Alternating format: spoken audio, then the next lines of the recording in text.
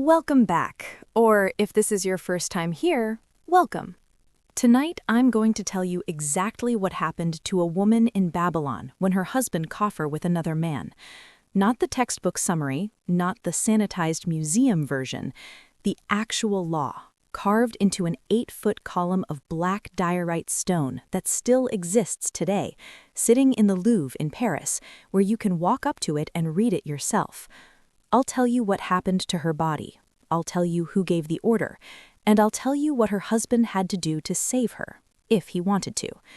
But first, a term, erwa. It's the Hebrew word used in Mosaic law to describe certain sexual acts between family members. The literal translation is nakedness of a thing. The punishment listed next to it in Leviticus is death, not exile, not a fine, death. Usually by stoning, carried out by the community, not a soldier, not a judge, your neighbors. There is a second term I'll give you at the very end, one used in ancient China. I'm saving it for last because out of everything we're going to cover tonight, it is the most precise, the most deliberate, and in its own way, the most disturbing punishment any civilization ever designed for this particular crime. Every other example we walk through is building toward it. But before we get to any of that, I need to give you something more important than a term. I need to give you the answer, the reason behind all of it. Because once you have it, everything else stops feeling like a list of historical brutality and starts feeling like what it actually is, a pattern, repeated across every civilization that ever existed, in the same shape, for the same reason. You are standing in Babylon. The year is approximately 1750 BCE. The city is the largest in the world. The Euphrates runs through it. The air smells like river mud and baked clay and the particular sweetness of date palms in the market district.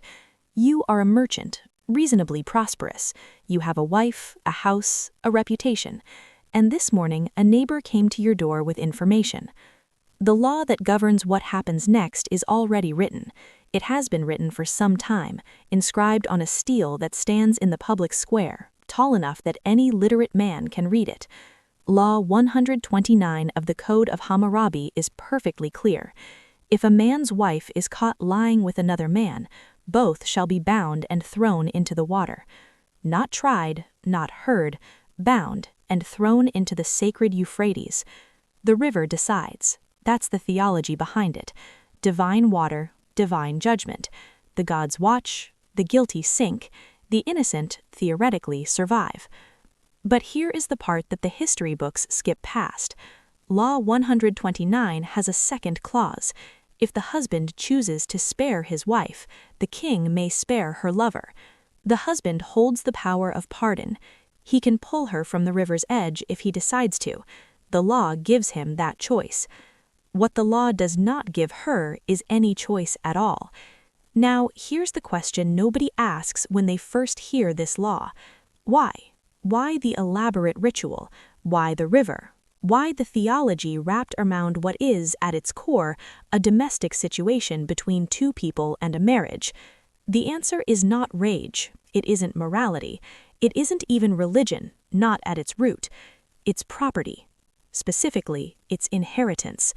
In Babylon in 1750 BCE, a man's wealth, his land, his business, his name, everything he had built, passed to his sons, his legitimate sons, sons whose bloodline was certain, and the only way to be certain about bloodline in a world without science, without any test, without any way to verify what happened behind closed doors, was to control the woman, completely, permanently, with the full weight of the law. Sex was not the crime. Uncertainty was the crime. The body was just the location where uncertainty lived. Let that sit for a moment, because once you see it, you cannot unsee it, and it changes everything we're about to walk through. Every drowning, every mutilation, every ritual, every blade, every stone. None of it was about love or betrayal the way we understand those words. It was accounting. It was estate management. It was civilization's answer to the oldest question property owners have ever asked. How do I know what's mine? The woman in the Euphrates wasn't being punished for breaking a vow. She was being punished for introducing doubt into a system that could not survive doubt. Move forward 300 years. You are in the Hittite Empire, somewhere in what is now central Turkey. The Hittites had their own law code, and it was, by the standards of the ancient world, almost moderate. Almost. Hittite law said this: if a man and woman are caught in adultery, the husband may kill them both on the spot. He is not punished. The law explicitly protects him.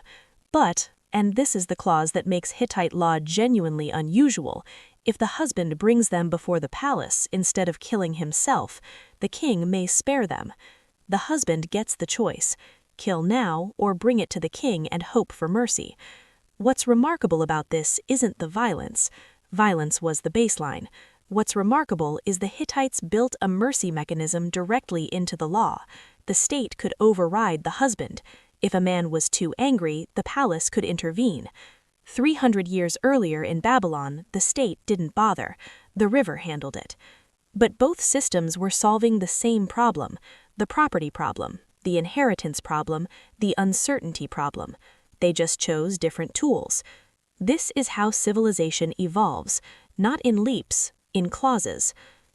Go west. You are in Athens, sometime in the 7th century BCE, in the years when Draco is writing the first formal legal code the city has ever had.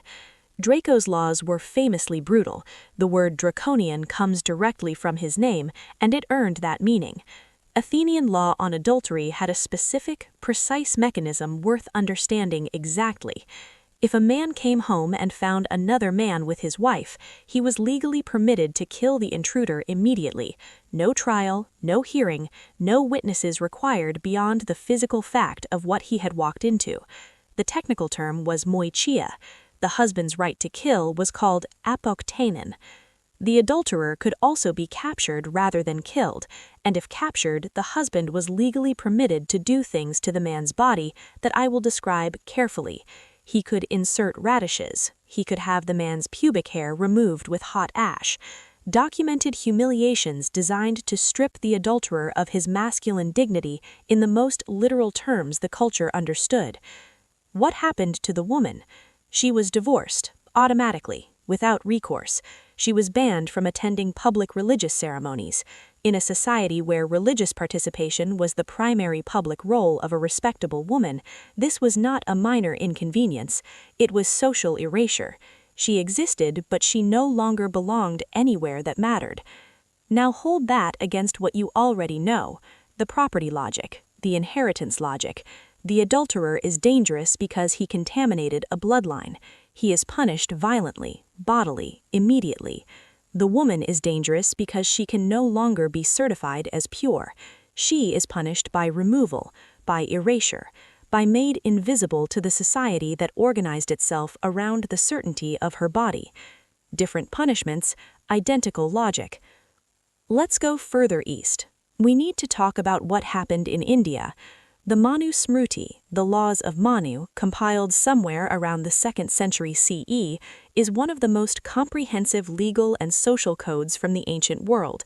It covers everything from caste obligations to property law to the proper way to sneeze, and it covers adultery with a specificity that is difficult to read without stopping. Verse 8.125 prescribes the punishment for adultery by body part. The guilty organ is the punished organ. That is the principle. The body betrayed the law. The body pays. The mark is permanent and located precisely at the site of the transgression. What this meant in practice was mutilation, genital mutilation for both men and women found guilty of adultery. No pardon clause, no river that might spare you, only the permanent visible record written onto your skin. You carry the verdict with you, forever. Everyone who sees you afterwards knows. There is no moving to a different city. There is no starting over. The uncertainty was housed in the body. The law answered by marking the body permanently, so that no future marriage, no future inheritance claim could proceed without that mark being seen and understood. Now let's go further west than we've been. Much further. You are in the Aztec Empire, sometime around 1500 CE. The specific group we need to talk about are the Yope, documented in the Codex Tudela, a 16th century manuscript now held in the Museo de America in Madrid. Folio 75R of that codex contains an illustration. It shows community members administering punishment to an adulterous couple. The punishment is nose removal. Not cutting, biting. This is documented as a ritual act, not individual violence. Community members, designated by role, administered this punishment publicly. The intention was not just pain, the intention was permanent, visible marking. Everyone who saw them for the rest of their lives would know. The face itself became the record of the offense. No cover story, no moving away and starting over. The Aztec system understood exactly what every system we've discussed understood. The most durable punishment is the one that travels with the body. Because the body was always the point. It was always where the evidence lived, and the punishment was always about making sure the evidence of the crime could never disappear. Now, I want to tell you about a civilization that tried something different. The Gorton Code, inscribed in stone on the island of Crete in the 5th century BCE, is the most complete surviving legal text from ancient Greece, and its approach to adultery is, by the standards of everything we've covered, almost shockingly reasonable. In Gorton, adultery was punished by fines, calculated fines, based on social status. A free woman whose husband caught her with another man paid a ransom calculated as a multiple of the original bride price. The adulterer paid a separate ransom. The amounts were written into law. Everyone knew the price before the offense. No drowning, no mutilation, no biting, property transfer, public record, mandatory divorce. But notice something. The property logic is still there. Gorton didn't abandon the underlying premise, it just skipped all the theater and went straight to the settlement. You introduced uncertainty into my bloodline. You owe me the calculated value of that disruption. Same logic, different tool. 2 islands in the same sea. Athens, legal right to kill on sight. Crete, structured financial penalty. The same underlying premise, 2 entirely different answers. The law is always a choice. We forget that because laws feel permanent, like they were discovered rather than decided. Let's pause here, because we need to talk about the one code that almost everyone has heard of and almost no one has read carefully. The Hebrew Bible, Leviticus chapter 20. Verse 10 is direct. If a man commits adultery with another man's wife, both the adulterer and the adulteress are to be put to death. Verse 11, sex with a father's wife, both put to death. Verse 12, a man and his daughter-in-law, both put to death. Verse 13, a man and another man, both put to death. The chapter is a list, and the list is thorough, and the word at the end of each entry is the same. What most people don't know is that scholars of ancient Near Eastern law have noted the extraordinary similarities between Leviticus 20 and the Code of Hammurabi. The same acts, often the same punishments, written centuries apart in different languages by people who never formally interacted. They weren't copying each other. They were drawing from the same deep reservoir, the same anxieties about legitimacy, inheritance, family honor, property, the same answer to all of them. The Mosaic Law did not invent this logic. It inherited it, formalized it, and wrapped it in covenant theology that gave it a different kind of permanence. Not the permanence of stone like Hammurabi's stele, the permanence of a God who could not be outlasted. But the root was the same root. It was always the same root. Now, the term I promised you at the beginning, gongxing, the Chinese term for one of the 5 punishments codified under the Qin and Han dynasties, roughly the 3rd century BCE onward, a formal hierarchy of state sanctions ranked by severity. The 5 punishments were tattooing, nose removal, foot amputation, castration, and death, each one calibrated, each one designed to communicate something specific about what you had done and what you had lost. Gongxing was castration, but not simply castration in the sense of a medical procedure and a recovery and a return to normal life. That's not how it worked. The punishment didn't end when the wound healed. That was the entire point. Men sentenced to Gongxing for adultery or sexual crimes were sent to the imperial palace as eunuchs, permanent residents. They served the emperor's household. They managed the domestic operations of the court.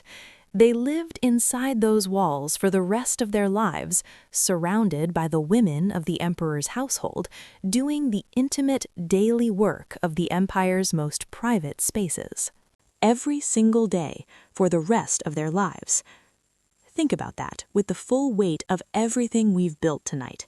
The property logic, the inheritance logic, the deep civilizational terror of uncertainty.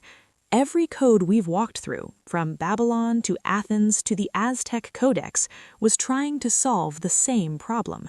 And most of them solved it by marking the body, erasing the person, removing them from society. But the Chinese state did something no other civilization thought to do. They didn't just punish the man, they built his punishment into an address. They chose the specific location where he would spend the rest of his life, and they chose it deliberately, architecturally, with full understanding of what it would mean to him every single morning he woke up inside those walls. You introduced uncertainty into my bloodline. Now you will live inside the most carefully controlled bloodline in the empire. You will maintain it. You will serve it. You will watch it. And you will do that every day until you die, in the one place on earth that makes the terms of your sentence impossible to forget. The location of the sentence was chosen to be the punishment. I've read through a lot of ancient legal codes, and I have not found anything more precisely engineered, more deliberately cruel in its architecture, more perfectly designed to make a man understand exactly what he had lost and exactly how long he would spend understanding it. Every other civilization on this list punished the body and sent the person away. China kept him close and made him watch. There's one inscription I want to leave you with, not from Babylon, not from Athens, from Pompeii. In the ruins of a house on the edge of the city, archaeologists found a single line scratched into plaster by someone who clearly was not a philosopher and clearly not a lawyer. Quisquis amat valeat. Whoever loves, let them live. No punishment attached, no law cited, just a wish scratched into a wall by someone who had apparently had enough of the alternative. That inscription survived the volcano, it survived 2,000 years, and it sits in the same archaeological record as the drowning laws and the castration edicts and the nose-biting rituals and the stoning instructions. Equally preserved, equally real. One person, in the middle of an empire with its own detailed regulations about intimacy and property and what happened to your body when you violated them, scratched a different answer into a wall. And then the volcano came, and it preserved everything equally. The laws and the wish, the columns and the graffiti, the stone and the plaster. All of it the same ash. So here is where we've arrived. Every civilization on this list built elaborate legal frameworks to manage what people did in private. They wrote it down, they inscribed it in stone and pressed it into clay and painted it into codices. They preserved it, and we preserved their work. We translated it, we put it in museums, we study it in universities. But the reason behind all of it was never morality at its core. It was never religion at its root. It was never discussed. It was the need to know, the need to certify, the need to guarantee that property moved to the right hands and bloodlines stayed legible and the architecture of inheritance didn't collapse into uncertainty. Sex was not the crime, uncertainty was the crime. The body was just the location where uncertainty lived. We have better euphemisms now. We have more rights of appeal. We have procedures and protections that the woman thrown into the Euphrates never had. But the instinct that wrote Law 129 onto that black diorite column, the instinct that said, "This is our business, not yours," That instinct is not ancient history. It is this morning's headline. The stone just looks different now.